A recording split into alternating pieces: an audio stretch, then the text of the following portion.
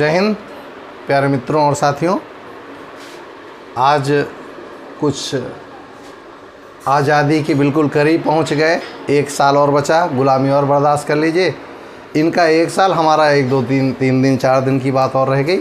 हम लोग आज़ाद हो जाएंगे, आप हिस्ट्री से आज़ाद हो जाएंगे और हम पिछले रूप में भारत स्वतंत्र हो जाएगा।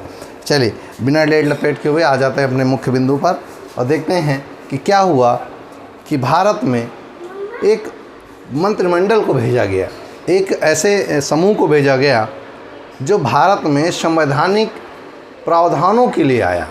तो उसके लिए क्या बेसिक से क्या पृष्ठभूमि थी और क्या इसका प्रस्तावना बनेगी, ज़रा ध्यान से सुनिएगा।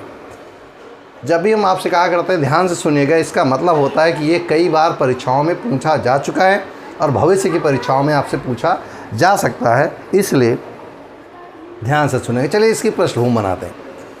भारत में क्रिप्स मिशन की विफलता ने एक चीज़ तो सिद्ध कर दी थी कि भारतीयों पर ब्रिटिशर्स अब उस तरह नहीं काबिज रह सकते जिस तरह की वो 1915 से लेकर 1935-36 तक रहे। अब वैसे तो नहीं रह सकते, ये कंफर्म था। दूसरी बात एक चीज़ और थी, क्रिप्स मिशन दबाव में आया हुआ एक मिशन था जो अपने असफलता के बीज स्वयं लेकर आया था ब्रिटेन से। और चर्चिल के दिमाग की उपज थी, आपको अच्छे से पता है। मित्र राष्ट्रों के दबाव में आकर ही क्रिप्स मिशन भारत आया था। आपको सब पता है, पढ़ा चुके हैं। जिन्होंने नहीं पढ़ा जाइए पीछे देखिए क्रिप्स मिशन वाला वीडियो। तो एक चीज़ तो कंफर्म थी कि ब्रिटिशर्स अब भारत में वैसा शासन नहीं चला पाएंगे जैसा कि 20 या 30 के दशक में चला रहे थे। सही बात है ना। दूसरा, बेवेल ने अपनी रचना रच रखी थी और बेवेल को भी सबने अस्वीकार किया। कारण आप जानते हैं अच्छे से।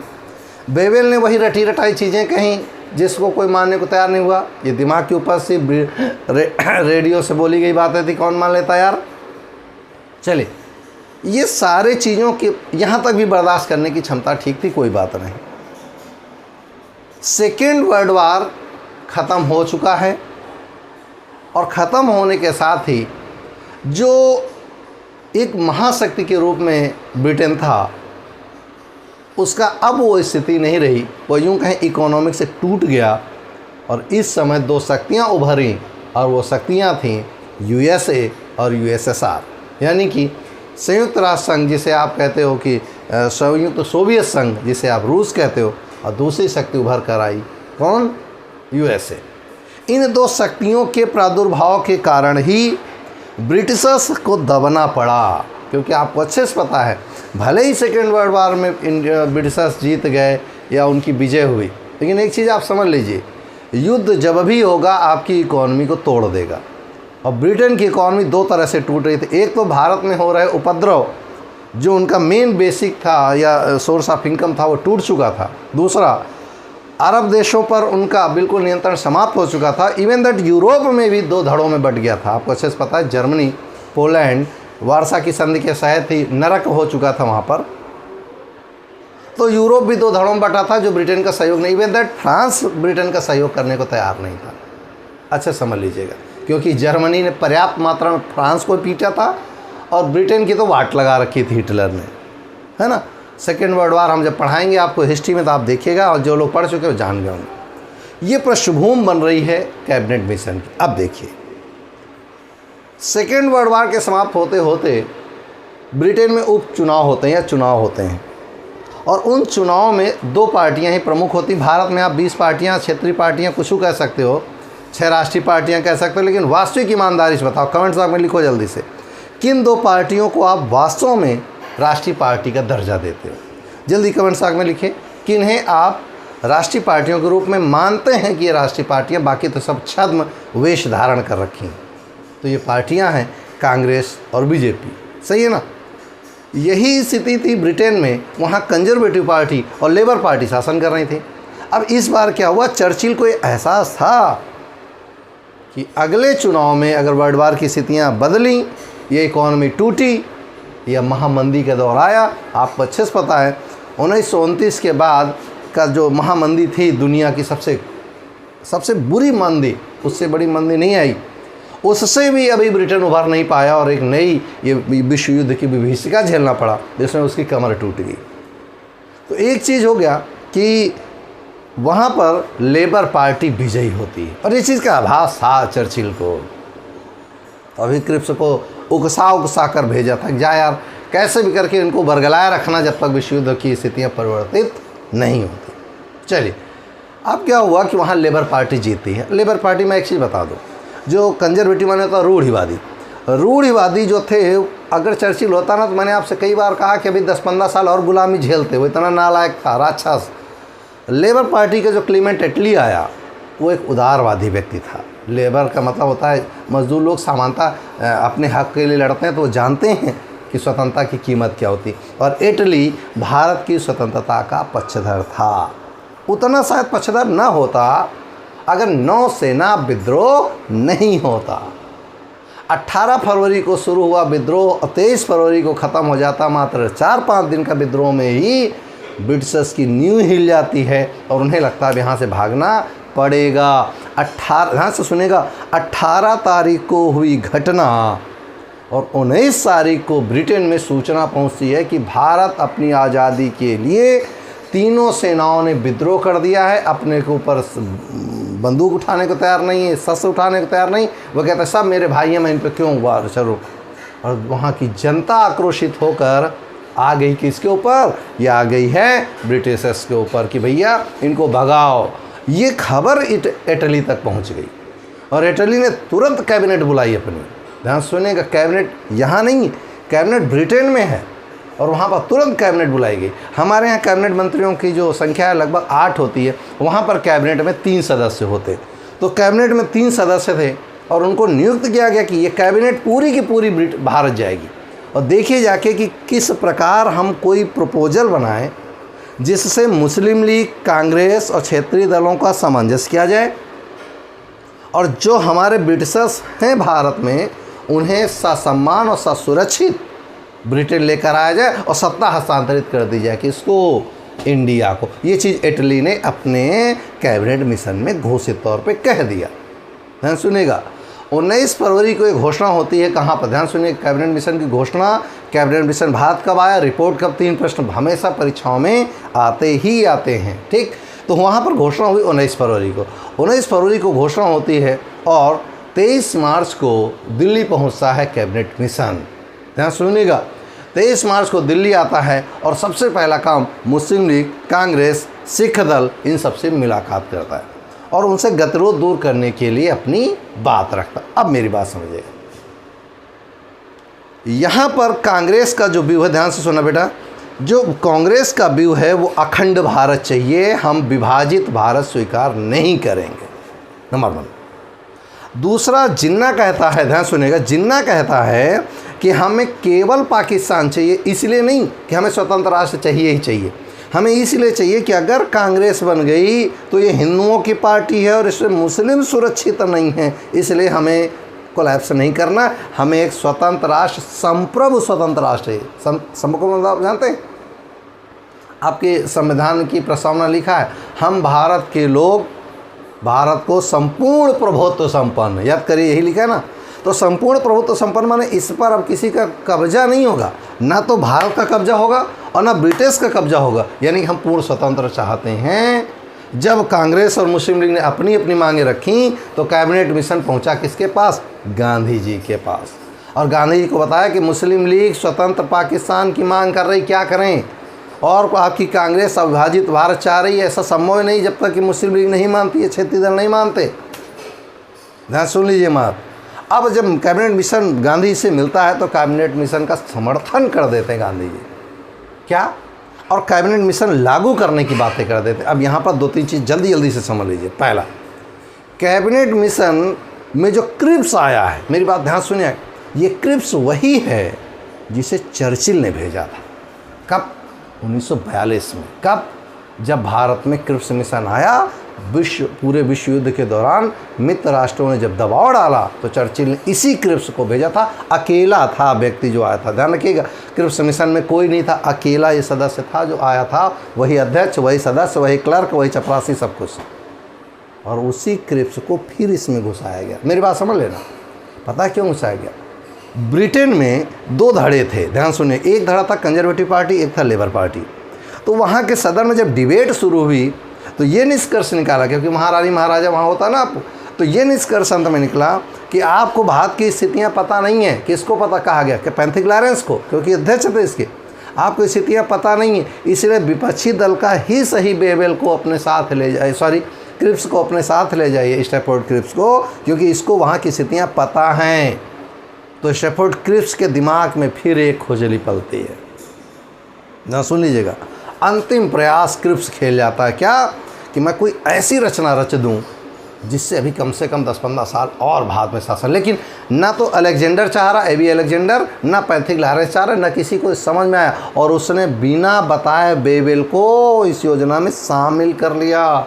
नाम नहीं आता, पेपर में खूब आता किस ब्रिटिशर्स का अप्रत्यक्ष हाथ था। ध्यान रखिएगा, वो अप्रत्यक्ष हाथ था लॉर्ड बेवेल का, क्योंकि बेवेल के दिमाग में भी एक चीज़ पल रही थी कि कैसे भी करके अगर इनको मिला दिया जाए तो संवैधानिक गतिरोध दूर हो सकता है। लेकिन यहाँ पर बेवेल और क्रिप्स मिलकर एक लंबी पारी को खेलने के लिए तैयार हैं, और उसमें माध्यम कौन बना? Cabinet mission. अब बात समझ में आ गई ना। अब यहाँ पर कुछ चीज़ें हैं, किस कारण उन्होंने सत्ता हस्तांतरण के बारे में सोचा, आखिर क्या कारण था। कहानी तो बहुत दूर की बात है। सबसे पहले बात यह आएगी कि आखिर कौन से ऐसे रीज़न बने जिससे कैबिनेट मिशन को बाहर आना पड़ा। पहला, विश्व युद्ध में उसकी कमर का टूट जाना। आप अच्छे जानते हैं क्यों टूट गया। नंबर 2, जहाँ जहाँ उपनिवेश से, याद करिए वहाँ एक शर्त आई थी, भारत को छोड़कर सभी उपनिवेश स्वतंत्र कर दिए जाएं। याद करिए, पढ़ाया हमने। तो जब सभी उपनिवेश स्वतंत्र कर दिए हैं, भारत भी उपनिवेश है, उसे स्वतंत्रता मांगने का अधिकार है। किसी भी गुलाम को स्वतंत्र होने के लिए अपनी बात रखने का पूर्ण अधिकार है। नंबर नेक्स्ट, INA के जो आज़ाद हिंद फौज के सैनिकों के ऊपर जो कार्रवाई हुई थी, उससे आम जनता उससे जुड़ गई थी। नेक्स्ट, नौसेना विद्रोह के समय पूरी भारत की जनता प्लस तीनों सेनाएं ब्रिटिशर्स के अगेंस्ट हो गई थीं, और जब उनके अगेंस्ट हो गई, क्या भरोसा कि अगला विद्रोह हो और ये सब हम ही को मार के भगा, तो कैसे बेइज्जती से बचते हुए जिंदा कैसे करके ब्रिटेन भाग चलो, उसके लिए कैबिनेट मिशन को भारत भेजा गया। मेरी बात समझ लीजिए, यहाँ मुस्लिम लीग को कहीं भी स्वतंत्रता नहीं मिल पा रही। अब चलिए देखते हैं क्या होता है। कैबिनेट मिशन भारत आता है, सभी से मिलता है, सबसे अपनी बात रखता है। अविभाजित राज्य कांग्रेस मांगता है, पृथक संप्रभु राज्य लीग मांगता है। संप्रभु लीग की मांग को पूरी तरह से कैबिनेट मिशन रिजेक्ट कर देता है, डिनाई कर देता है, नॉन एक्सेप्टेबल। क्यों? क्योंकि हम भारत से अलग बिलग किसी राज्य की संकल्पना लेकर ही नहीं आए हैं। हमारे पास सिर्फ इतना है कि भारत को सत्ता हस्तांतरित करनी है, और भी शांतिपूर्ण ढंग से। मुस्लिम लीग की पाकिस्तान मांग के साथ ही हिंसा जुड़ी है, इसलिए मुस्लिम लीग की मांग अस्वीकार। तो पहली लाइन में तो आप कह देंगे अस्वीकार। कांग्रेस के लिए भी अस्वीकार। क्यों अस्वीकार, जरा वो देखिए। कांग्रेस के लिए कांग्रेस ने क्या कहा था कि केंद्र सशक्त हो और राज्यों को इसके अधीन कर दिया जाए, कि एक नियम बने केंद्र से और इन राज्यों के ऊपर लागू कर दिया जाए और ये स्वतंत्र रूप से काम करे। नंबर 1, या केंद्र नियम बना ले, ये राज्य चाहे भी तो अपने लिए नियम बना ले, लेकिन केंद्र के नियम सर्वोपरि हों, शक्तियाँ केंद्र में ज़्यादा हों। ये कौन मांग रहा था? कांग्रेस मांग रही थी। और हुआ क्या, वो जरा देखिए। चलें अपने टॉपिक पे आते हैं। कौन कौन सदस्य थे? तो इसके रटने का आसान सा तरीका है, पास रट लीजिए, PASS या PASS करिए, कोई दिक्कत नहीं। P से हो गया पैंथिक लॉरेंस, S हो गया अलेक्जेंडर, AB अलेक्जेंडर, और S से हो गया स्टैफोर्ड क्रिप्स। ध्यान से सुनिएगा, या आप आसानी से इसको तैयार कर सकते हैं कि पैंथिक लॉरेंस अध्यक्ष है, इसके बाद आता है स्टैफोर्ड क्रिप्स जो कि इस समय ट्रेड मिनिस्टर है, और जो अलेक्जेंडर है, AB अलेक्जेंडर है, वो नौसेना का प्रमुख है या मंत्री है। तो ये 3 लोग भारत आते हैं और इसका अध्यक्ष बनाया जाता है किसको? पैंथिक लॉरेंस को। ध्यान से सुनिएगा। अब वो जब भारत में आता है और रूपरेखा तय करता है, तो क्या क्या रूपरेखा तय करता है ज़रा मैं आपको बताता हूँ एक एक करके। इसको स्क्रीनशॉट लो जल्दी से, सभी इसको स्क्रीनशॉट लो जल्दी से। अब मैं मैप बनाना हमको, इसको इतने से हमारा काम चल जाए। देखिए ज़रा, इसकी घोषणा होती है 19 फरवरी 1946 को। दिल्ली आता है 24 मार्च 1946 को, इसकी रिपोर्ट आती मई 1946 में, और इसका जो मुख्य उद्देश्य था, ध्यान से सुनिएगा, संविधान सभा का गठन, अब अभी मैंने बताया। नेक्स्ट, अंतरिम सरकार गठित करना और शांतिपूर्ण ढंग से सत्ता कैसे स्थानांतरित की जाए। और मैं आपको बता दूं, जब तक मुस्लिम लीग अपनी मांग पर अड़ी है, शांतिपूर्ण ढंग से सत्ता दी ही नहीं जा सकती। लड़ाई होनी ही होनी है, क्योंकि मुस्लिम लीग अपनी बात से हटेगी नहीं और कांग्रेस अविभाजित राज्य चाहेगी, तो स्वाभाविक है कि लड़ाई होगी। तो ये यहाँ तक था।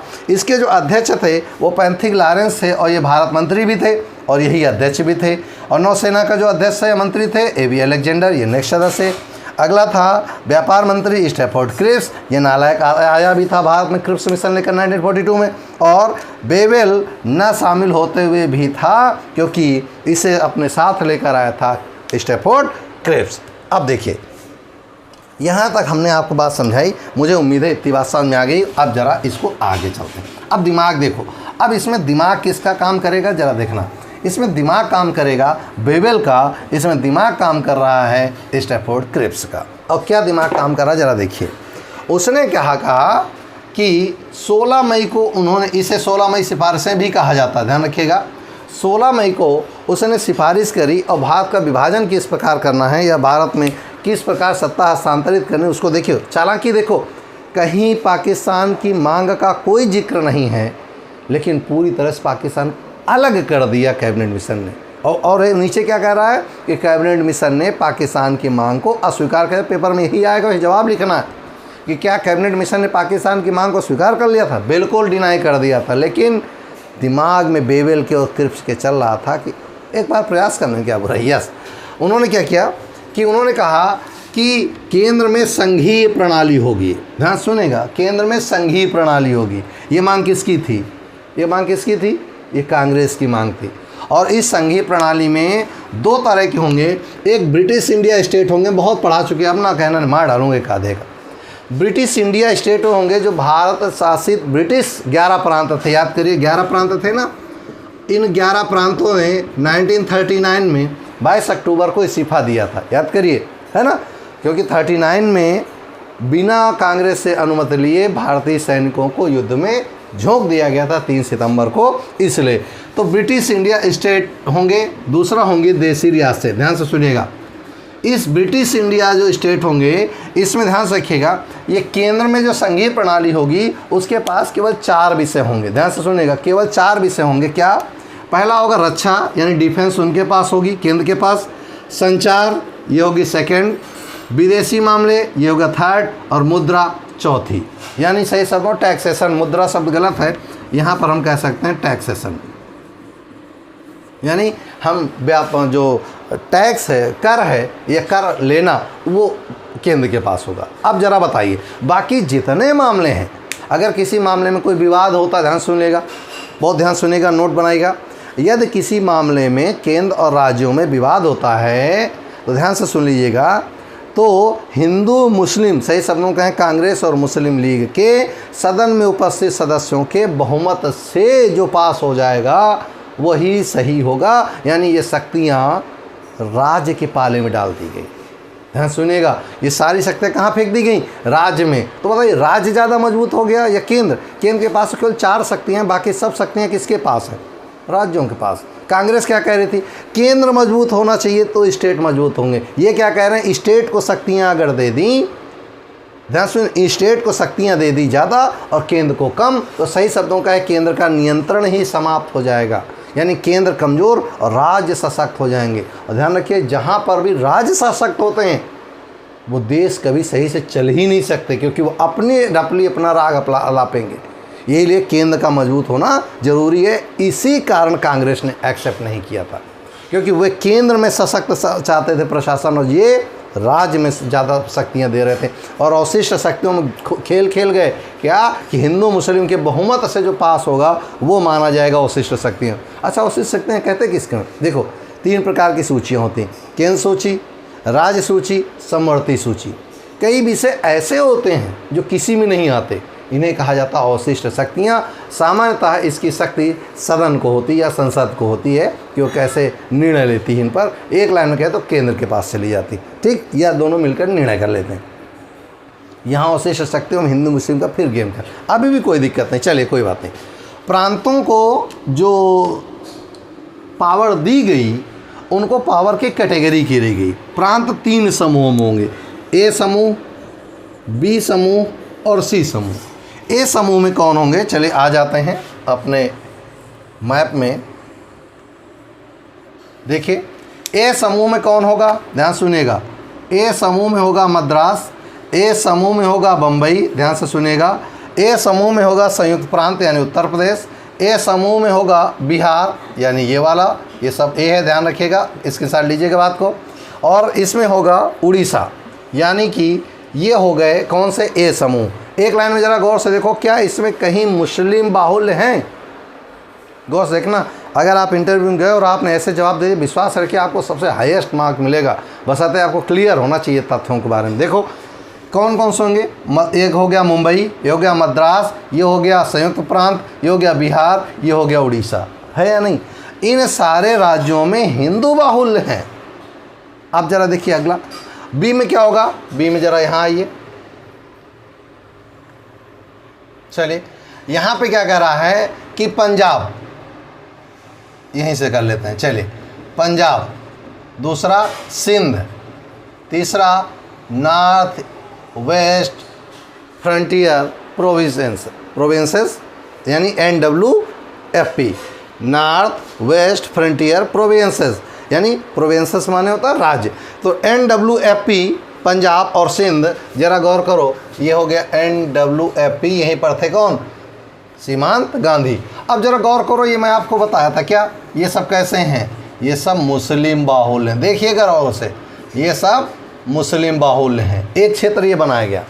तीसरा क्या बनाया गया, जरा वो देखिएगा, एक बनाया गया बंगाल, एक बनाया गया असम।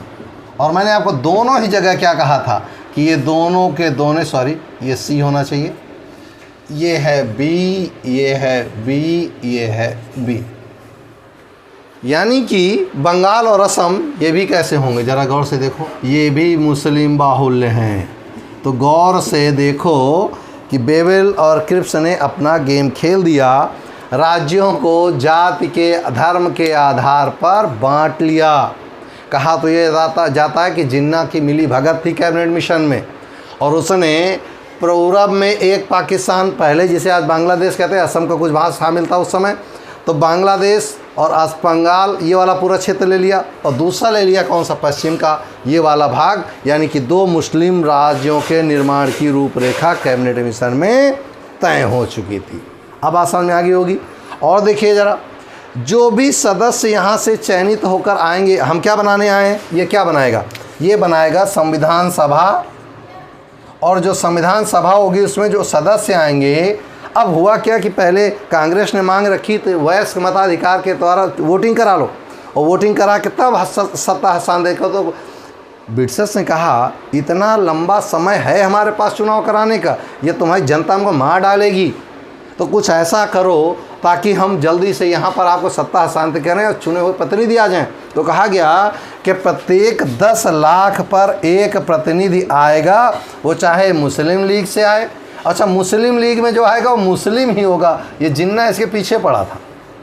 दूसरा, जो कांग्रेस से आएंगे, जो स्थानीय यानी सही समझो का लोकल बॉडी से आएंगे, ये 10 लाख की जनसंख्या पर एक प्रतिनिधि भेजो संविधान सभा में, और ये मिलकर तैयार करेंगे भारत के लिए एक संवैधानिक प्रारूप की। ध्यान से सुने रहिएगा। अब ये इन्होंने क्या किया, जो बंटवारा किया, इससे तो कन्फर्म हो गया कि पाकिस्तान बनेगा, लेकिन कह क्या रहे हैं, हमने पाकिस्तान की मांग को डिनाई कर दिया। और गांधी जी ने इसका स्वागत किया। क्यों किया, थोड़े ही दिन में आपको पता चल जाएगा, जब हम आपको पढ़ाएंगे भारत में अंतिम चुनाव या जनमानस चुनाव, तो हम आपको दिखाएंगे कि क्या हुआ था।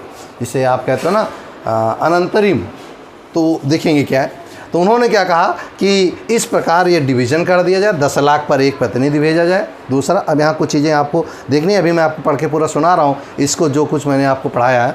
आगे ज़रा देखिए, इसमें संघीय विषयों को छोड़कर सभी शक्तियाँ प्रांतों में हो गई। तो भैया, जब संघीय शक्तियों को आपने 4 शक्तियाँ कौन कौन सी, रक्षा, विदेशी, संचार और मुद्रा या टैक्स, बाकी सब प्रांतों को दे दिया।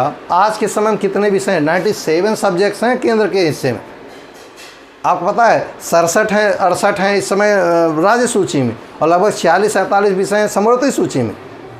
जब 97 विषय थे तो तब 4 विषय कह रहे हो तो कमज़ोर तो केंद्र आपने कर ही दिया। ये कैबिनेट मिशन की चाल थी।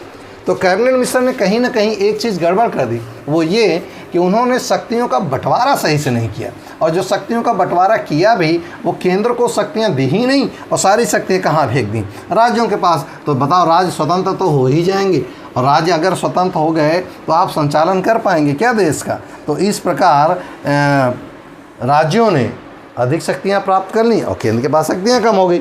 और इन्होंने व्यवस्थापिका को 3 स्तरीय बताया। कौन कौन सा? एक केंद्रीय व्यवस्थापिका, एक प्रांतीय व्यवस्थापिका, एक समूह व्यवस्थापिका। आप कहेंगे सर ये समूह व्यवस्थापिका कौन है? यही है देशी रियासतें, जिनको बाद वल्लभ भाई पटेल तोड़कर मिलाएंगे भारत में ABCDE के रूप में। ठीक, इससे एक चीज़ निष्कर्ष पे पहुँचे कि मुस्लिम लीग की पाकिस्तान की मांग को अस्वीकार किया गया, लेकिन अगर विवेक है तो आप समझ गए होंगे 2 मुस्लिम राष्ट्र की संकल्पना हो गई। साथ ही गांधी जी ने भरसक प्रयास किया कैबिनेट मिशन भारत में लागू हो जाए। कैसे करके भारत में कैबिनेट मिशन की सारी शर्तें लागू हो जाएं। अब यहाँ कंट्राडिक्शन होगा, आपके दिमाग में आएगा गांधी जी को ऐसा क्या लग गया था, ऐसा क्या हो गया था कि उन्होंने कैबिनेट मिशन को स्वीकार किया। तो मैं आपको बता दूँ, कैबिनेट मिशन में कम से कम ये तो कन्फर्म हो गया था, या यह कह दिया गया था कि अब हम स्वतंत्र कर देंगे। कम से कम उन्होंने कहा तो था, झूठ अब झूठ नहीं था क्योंकि पीट रहे थे, तो उन्होंने कहा था हम अब स्वतंत्र कर देंगे भारत को। तो गांधी जी ने ये सोच लिया था कि मुस्लिम लीग की बात को इन्होंने माना नहीं, चलिए हमारा समर्थन हो गया। दूसरा, अभी स्वतंत्र करने के लिए कह रहे हैं। तीसरा, भारत में इतनी ज़्यादा हिंसा भड़क जाएगी इसके बाद कि भारत को बचाना मुश्किल हो जाएगा, तो चलिए कैबिनेट मिशन को एक्सेप्ट कर लेते हैं।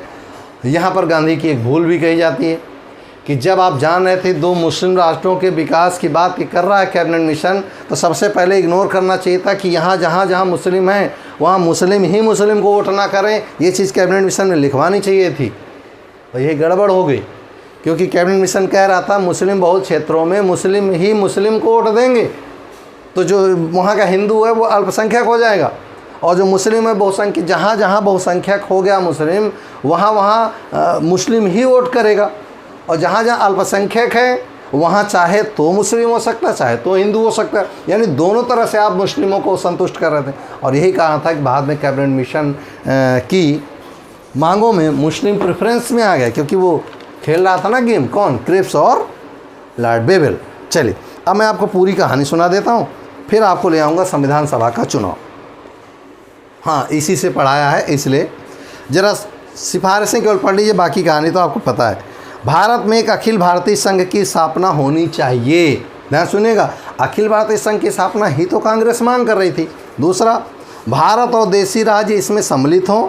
विदेशी मामले, रक्षा, सूचना और वित्त संग्रह, जिसे मैंने मुद्रा कहा था, ये केवल केंद्र के पास होंगी। दूसरा सुनते रहिएगा, संघ का ब्रिटिश, भारतीय और राज्यों के प्रतिनिधियों से गठित कार्यपालिका 3 स्तरीय मैंने पढ़ाया, एवं विधानमंडल हो। विधानमंडल माने एक केंद्रीय, एक प्रांतीय, एक समूह हो। विधानमंडल में किसी गंभीर सांप्रदायिक मामले पर, यानी हिंदू मुस्लिम अगर भड़क जाएं, लड़ जाएं, तो बड़े समुदाय यानी हिंदू और मुस्लिम के उपस्थित एवं मतदान वाले प्रतिनिधियों के बहुमत से जो भी निर्णय लिया जाएगा वो मान्य होगा। यानी कि कन्फर्म हो गया ना कि यहाँ हिंदू मुस्लिम को लड़ाना है। नेक्स्ट देखिए, संघीय विषयों के अतिरिक्त सभी विषय और शिष्ट शक्तियाँ प्रांतों में निहित होंगी। और आज कहाँ निहित है? केंद्र में। अगर प्रांतों में निहित होंगी तो केंद्र को मानेगा कौन यार? अगला देखो, भारतीय राज्य संघ समर्पित विषयों के अतिरिक्त समस्त विषयों एवं शक्तियों को रखे होंगे। यानी भारतीय राज्य छोटे छोटे हैं, वो केवल 4 को छोड़कर सब शक्तियाँ रखते हैं, यानी चाहे तो अपना संविधान बना लें, चाहे स्वतंत्र हो जाएं। अगला, प्रांतों को कार्यपालिका अभी भी पढ़ाया, और विधायिका के 7 समूह, कार्यपालिका, विधायिका, समूह अभी मैंने बताया, बनाने की स्वतंत्रता होगी। यानी राज्य चाहे तो अपना नियम कानून बना सकते हैं। आज की जो हमारी कार्यप्रणाली इसी पर निर्भर है। और प्रत्येक समूह सामान्य रूप से लिए जाने वाले प्रांतीय विषयों को लागू कर देगा। और लास्ट है, कैबिनेट मिशन ने किसी भी रूप में मुस्लिम लीग की पाकिस्तान की मांग को अस्वीकार कर दिया। समझ में आ गया ना? और कहा गया कि जो लोग भी चयनित होकर आएंगे संविधान सभा में, वो 10 लाख की जनसंख्या पर एक प्रतिनिधि होगा। संविधान सभा में कुल देखिए जो छूटा वो 292 सदस्य होंगे। ध्यान से सुनिएगा, और 292 सदस्यों में से 3 भागों में बटेंगे। मैंने आपको 3 भागों में बांट के आपको दिखा दिया था। और राज्य के प्रतिनिधियों की संख्या, ये पेपर में आया है, राज्य प्रतिनिधियों की संख्या कितनी होगी? 93 होगी। तो ज़रा इसको जोड़ो, कितना होगा? 3 2 5 9 9 18 के 8 हासिल है 1 और 385 सदस्य संख्या होगी पूरे संविधान सभा की। आगे देखिए, मुस्लिम लीग ने पहले तो 6 जून 1946 को कैबिनेट मिशन योजना को स्वीकार कर लिया, लेकिन 29 जुलाई को उसने अपनी स्वीकृति वापस ले ली और ये कहा कि कांग्रेस हिंदुओं की संस्था है और इसमें मुस्लिम सुरक्षित नहीं है। लेकिन 29 जुलाई को उसने स्वीकृति वापस ले ली तथा पाकिस्तान की प्राप्ति के लिए सीधी कार्रवाई की घोषणा कर दी। क्या कर दी? सीधी कार्रवाई की घोषणा कर दी। ये था हमारा कैबिनेट मिशन। मुझे लगता है मैंने क्रिस्टल क्लियर पूरी चीज़ें आप तक पहुंचा दी हैं। एक लाइन में ज़रा सुन लीजिए, परीक्षा के लिए, वनडे के लिए कब आया? तो 19 फरवरी को घोषणा हुई, 24 मार्च को भारत आया और जून 1946 में इसकी रिपोर्ट लागू हो गई। अब ध्यान सुनेगा, कैबिनेट मिशन को गांधी जी ने बहुत समर्थन दिया, मुस्लिम लीग की बातों को पूरी तरह डिनाई कर दिया गया। क्यों आया कैबिनेट मिशन? तो ध्यान रखिएगा, भारत में कैसे शांतिपूर्ण ढंग से सत्ता स्थानांतरित की जाए, नंबर 1, अंतरिम सरकार का गठन कैसे किया जाए और संविधान निर्माण की प्रक्रिया कैसे पूरी कराई जाए, इन तीनों चीज़ों के लिए कैबिनेट मिशन भारत आया था।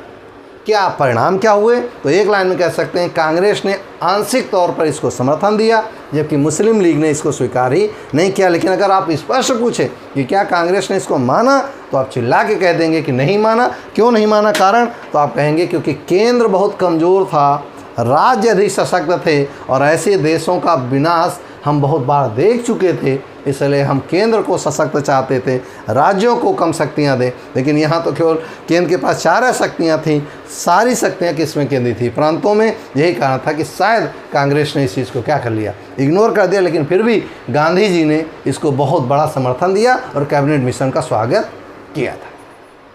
मुझे पूर्ण विश्वास है आप समझ में आ गई होगी पूरी बात कि कैबिनेट मिशन क्यों आया, उद्देश्य क्या थे, सदस्य कौन थे, परिणाम क्या हुआ, उन्होंने सिफारिशें क्या की और अंत में हुआ क्या। तो ये था हमारा आज का टॉपिक। उम्मीद है आपको अच्छा लगेगा। नोट्स बनाते रहिएगा, पढ़ते रहिएगा, तैयार करते रहिएगा और हाँ, शेयर मत करिएगा, ज़्यादा से ज़्यादा उन लोगों को पहुँचाइए जो आपके अपने हैं, जिन्हें वास्तव में पढ़ना है, उनको ज़रूर भेजिएगा। और जिन्हें लगता है काम चल रहा है, चलने दीजिए। जो लोग सो रहे हैं उन्हें सोने दीजिए। नहीं, मत सोने दीजिए यार, उन्हें भी जगाइए। उनका काम सोना है, आपका मेरा काम है जगाना। हाँ, सोते हुए को जगाया जा सकता है, लेकिन जो सोने का नाटक कर रहा हो उसे आप जगा नहीं सकते। बाकी आप समझदार हैं मैं क्या कह रहा हूँ। तो जिसने सफल होने का बेड़ा उठाया है उसे ज़रा सा हिंट मिलेगी और बाउंस बैक मारेगा। और जिसने घर वालों को, समाज को, परिवार को केवल सोने का नाटक करना है, पढ़ने का नाटक करना है, उसके लिए तो कुछ भी करना बेकार, कुछ भी कहना बेकार है। उसके लिए तो आप खूब कहते हैं ना, ढोल बजाते रहिए। उसे जब नाटक ही करना है सोने का, तो चाहे मैं कितना अच्छा पढ़ाऊँ, चाहे कितना चिल्लाऊँ, चाहे कितना मोटिवेट करूँ, उसे कोई फ़र्क नहीं पड़ेगा।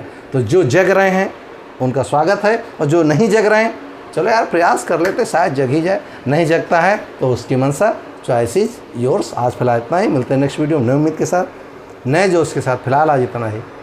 जय हिंद।